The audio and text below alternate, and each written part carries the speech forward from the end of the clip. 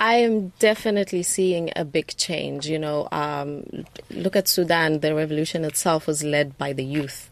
If it wasn't for the youth stepping up and taking the mantle and saying, enough is enough, let us prepare our own futures, let us fight for our own futures. The same thing is happening in Kenya. You see the youth are kind of leading the conversation and leading the fight. They're at the forefront of everything. And for me, the African prospect is a bright one.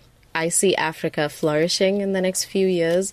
I see Africa making strides in economics, in politics, and it's definitely going to be led by the young people, which is why I'm so grateful to be a part of the Mandela Washington Fellowship, making sure that young leaders are put at the forefront of very important conversations, making sure that our voices are heard, our efforts are being, valued, and the contributions that we make to whatever space that we're in are being taken into account. And how are you going to use the connections that you've made here in Washington back home? Sometimes when you bring new ideas, they look at you like you want to bring colonialism back here after the British left. How are you going to navigate that terrain? You know what? That's a very difficult question. And I think that's a question that will need a lot of thought. But for me, to give you the littlest, most concise answer, I feel like I would have to be talking and collaborating with people that are willing to listen to different ideas, willing to collaborate with me, which, as I said, most of the young people in Sudan are very receptive to different ideas at the moment.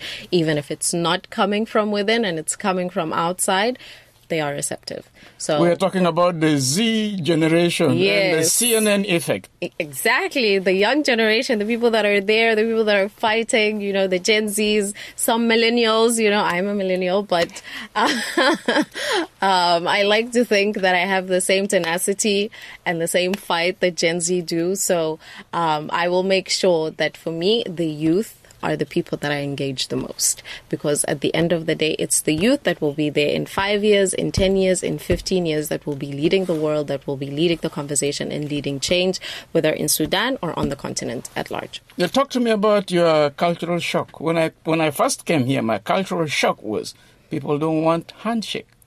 Because I come from a place where you have to shake hand every time, every 5 minutes. You know what?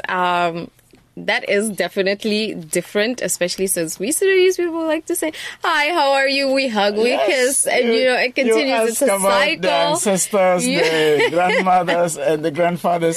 And, when I came here, handshake was quite, regarded like a weird taboo habit. Yeah. And I'm like, why?